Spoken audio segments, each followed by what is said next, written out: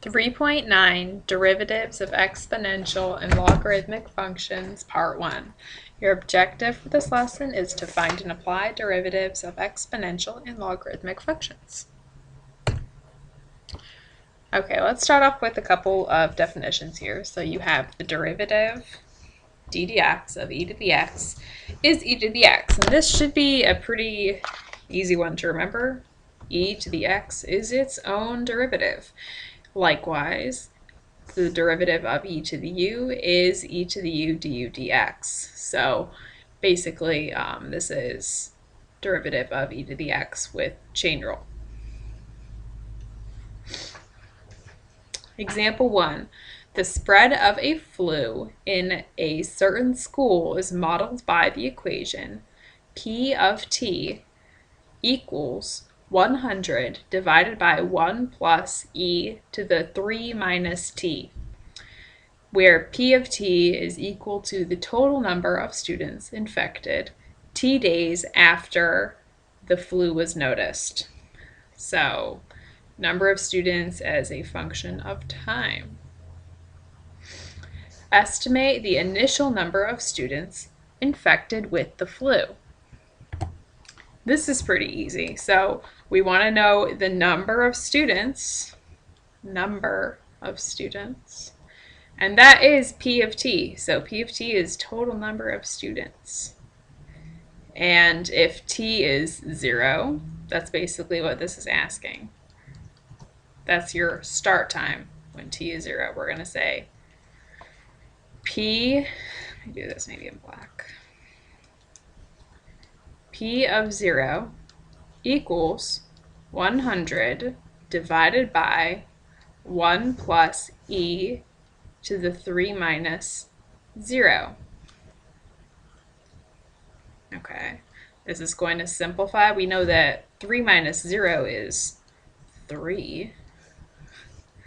So we have 100 divided by 1 plus e cubed. We can go ahead and plug this into a calculator. So 100 divided by parentheses 1 plus e cubed. And I get 4.743 if I'm rounding to 3 decimal places. But I know that I can't have 4.743 students. So I'm going to round this to the nearest whole number, and that gives me 5 students at t equals 0. It's my initial count of students down with the flu. Part B, how fast is the flu spreading after 3 days? So my key words here are how fast. And this corresponds to velocity, really. So how fast is your car going is what is the car's velocity? How fast is the flu spreading means what is the derivative of our function at t equals 3. Okay, so my function, I can just copy and paste. Okay.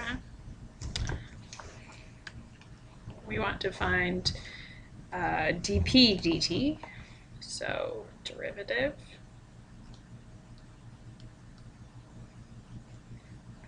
is equal to, well, let me rewrite this a little bit easier so I don't have to use the quotient rule. I can give this whole thing an exponent. If I want to move it to the front, to the top, I can give the whole thing an exponent of a -1, because right now it has an exponent of a 1. So changing the sign of that exponent will change the side of the equation that it's on, the side of the function that it's on. Okay, so finding the derivative of this, I need to find the derivative of the outside function first. So that is this 100 u to the -1. And that would give me -1 times 100, -100, okay, times my inside function to the -2 times the derivative of that inside function. Okay.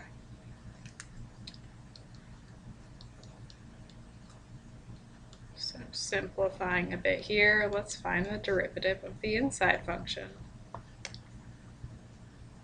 I know that the derivative of 1 is 0, so that just goes away.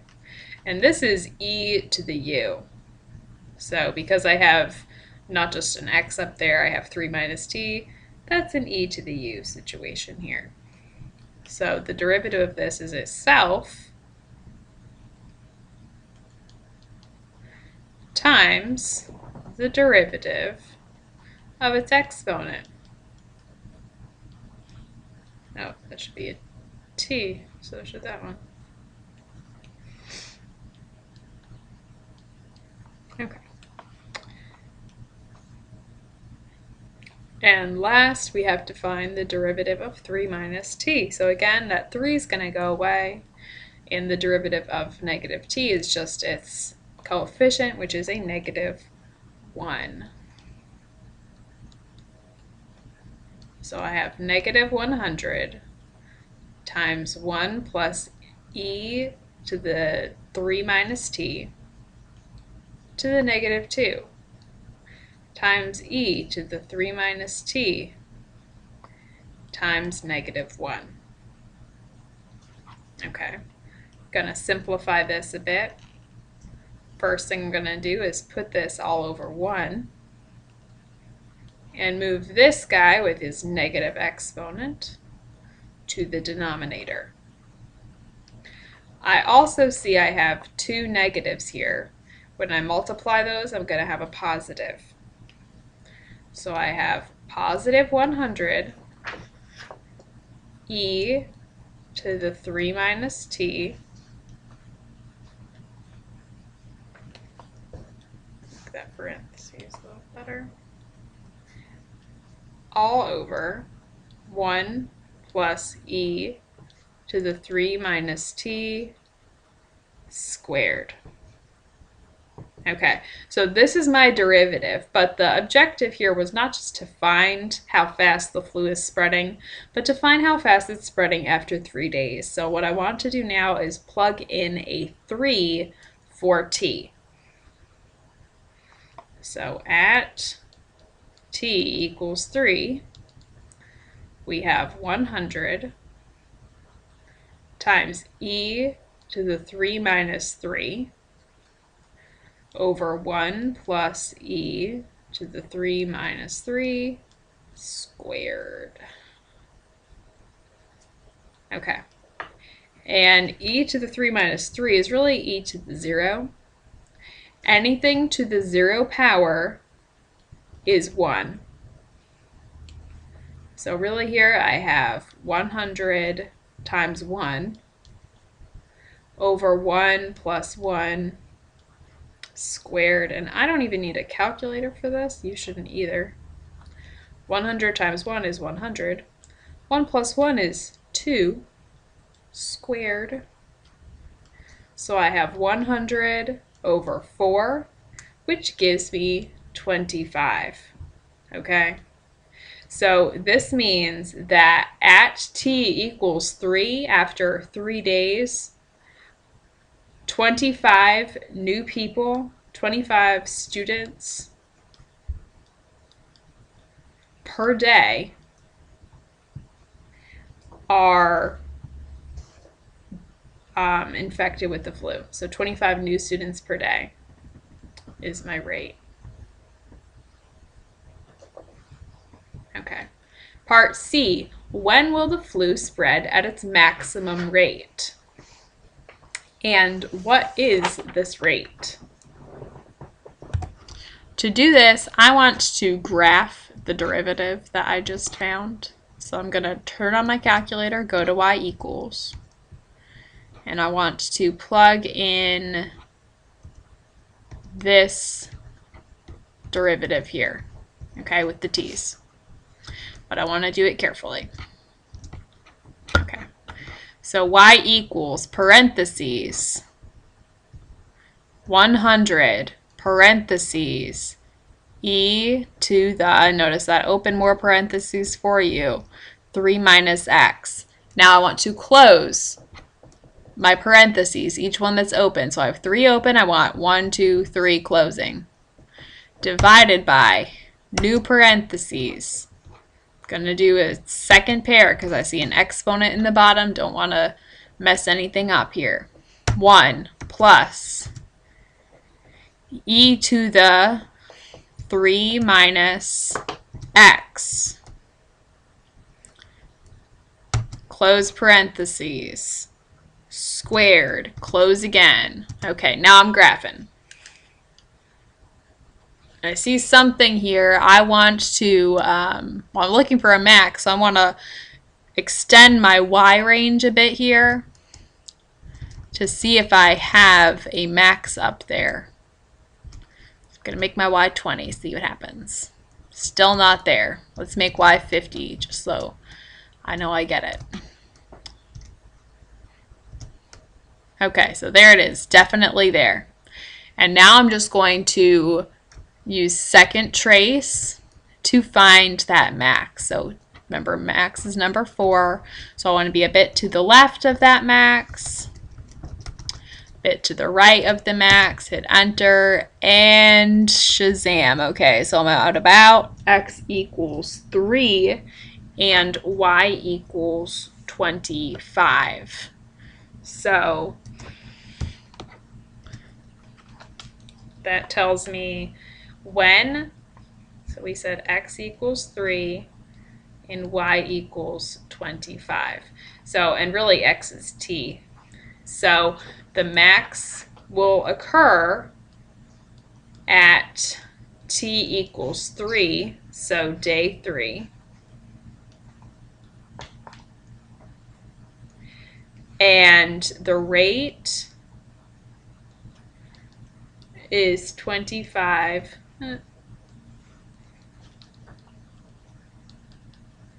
students per day. Okay, so that's actually what we found in the last problem. If you wanted to do this algebraically, what you would have to do is set the second derivative of the function equal to 0. So because that's where the maximum will occur, when the tangent line of the derivative here is equal to 0. So second derivative equal to 0. Okay. Next up, recall that a to the x is equal to e to the power of x ln a, or ln a, and e to the x ln a equals e to the ln of a to the x equals a to the x. These are all equivalent, so working back and forth between exponential form and logarithmic forms. And we see here the derivative of a to the x is therefore equal to the derivative of e to the ln a to the x. So basically, since these two things are equivalent, their derivatives are also equivalent. And let's try to simplify this right-hand side here, since you already know how to work with the derivative of e to the x. We're going to simplify this so we can get a better version of the derivative of a to the x. So I know the derivative of e to the x, or e to the u in this case, is equal to e to the u du dx.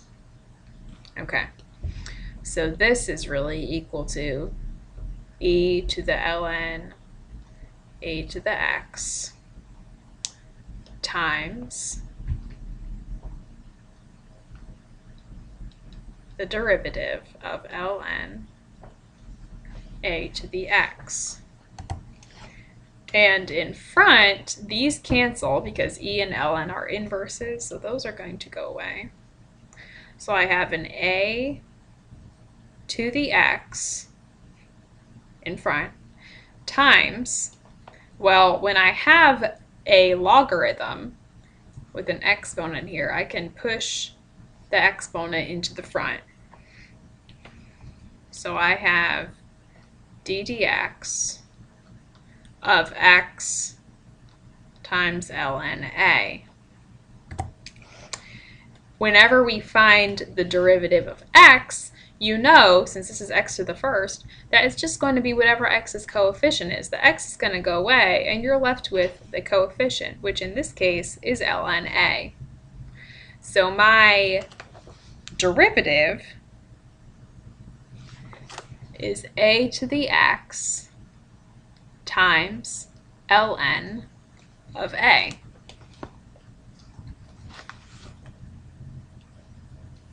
Okay, which is what is written right here. So long as a is greater than 0, which would let me take or evaluate that logarithm, and a is not equal to 1, the derivative, d dx, of a to the u equals a to the u times ln a times du dx.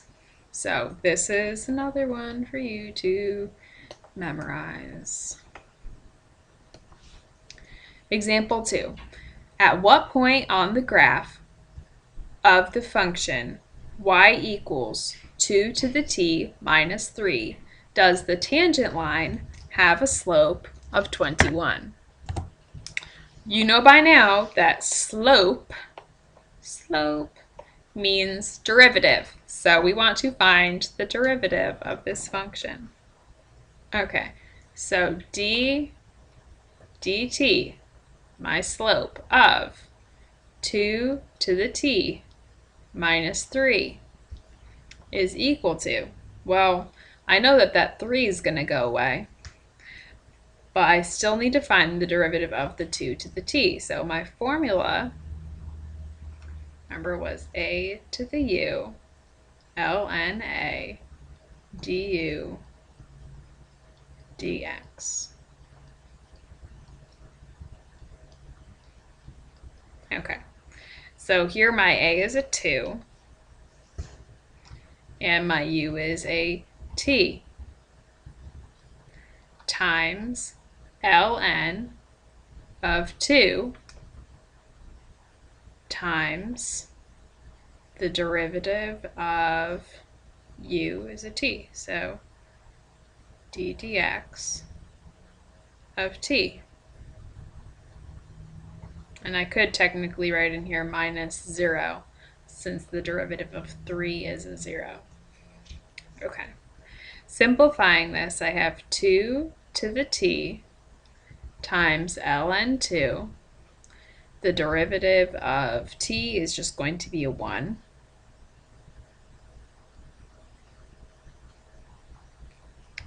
Which gives me 2 to the t times ln 2. So this is the derivative of my function, but that doesn't tell me where the slope is equal to 21. What I need to do is set this equal to 21. So 21 equals 2 to the t ln 2. And I know to get t by itself, I will divide by ln 2. Bye-bye. So 21 divided by ln 2 equals 2 to the t. How do you get that 2 away from the t, though? Well, if I remember my properties of logarithms, and I do, I remember that I can move that exponent down to the front of a logarithm. So let's make it a logarithm. So I'm going to ln both sides so that I have ln of 21 over ln of 2 equals, I'm going to move my t into the front here. So t times ln 2. Now to get that t by itself is pretty simple. All I have to do is divide by ln 2 on both sides. And that is my t. But over here, this is looking a little bit frightening. See if I can't simplify that just a little bit. Whenever you have division within a logarithm, so within that function, you can split that up into 2 logarithms. So really on top here, I have ln of 21 minus ln of ln 2. That is all over ln 2. That's a little bit nicer to look at. So, but I want a number here. So I'm going to use my calculator and plug this in. So going back to my home screen. And I have, I'm going to do this in 2 steps. ln 21 minus ln 2, okay, divided by, and if you did this in 1 step, you'd have to put parentheses around that whole top part, divided by ln 2. Okay, so this gives me approximately 4.921. So t is approximately 4.921. I don't just want the one coordinate by itself. I want both coordinates. So because I asked for a point, what point on the graph? So I'm going to have to go back and plug in. So y equals 2 to the t minus 3, 2 to the 4.921 minus 3. I cannot do that in my head. If you can, then that is really amazing and impressive. So 2 to the 4.921 minus 3 gives us 27.295. That's what I'm getting here. Okay, so that's if I plug in my rounded answer. If I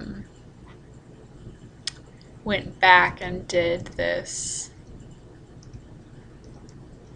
without that, okay, so if I did this divided by ln 2, okay, let me store my x value. Okay, so if I say 2 to the x minus 3, I might get a little bit different answer. Okay, so this way I get 27.297, and this is actually a more accurate answer. So this is without rounding. I can show you this again in class if I lost you. I know the screen is small, but I'm going to write down 27.297 because that is the more accurate answer.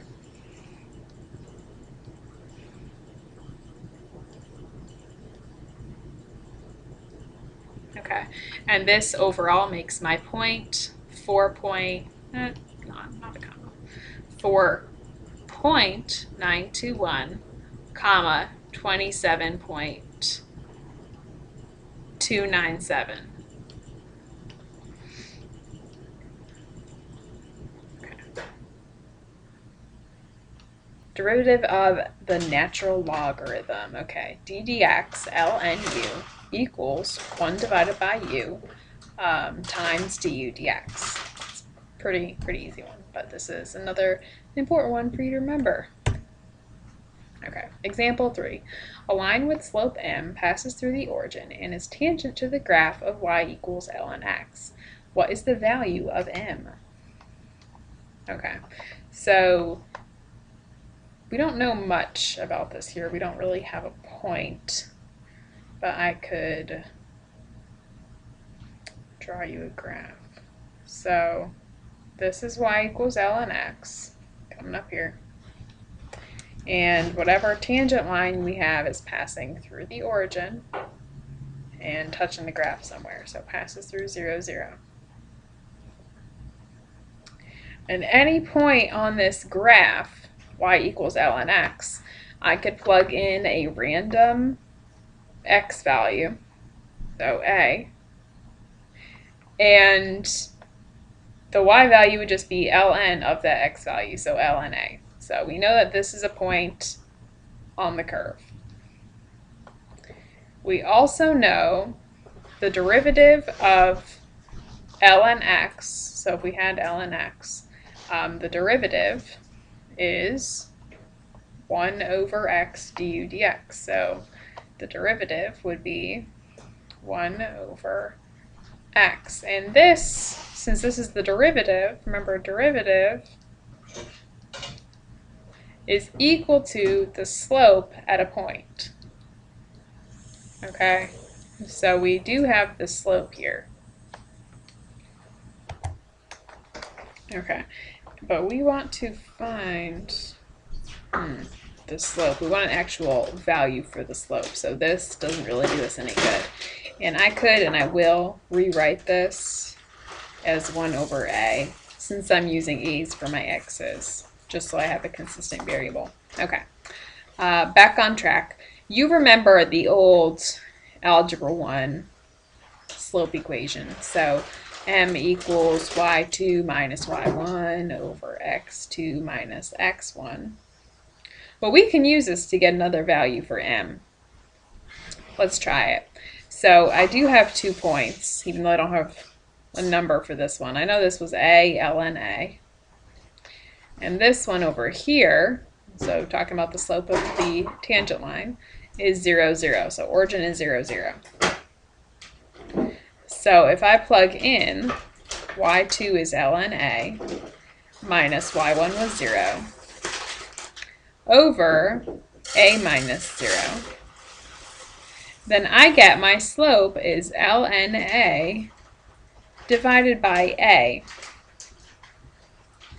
And what I can do now, since I know that this is the slope and this is the slope, I can set those equal to each other. So I know 1 over a is equal to ln a divided by a. Okay, and I could multiply both sides by a,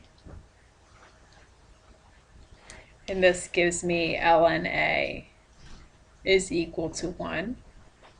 To get rid of the ln, I'm going to exponentiate both sides. So I have e to the 1, or e, is equal to a. And e is a number, so this is a good thing.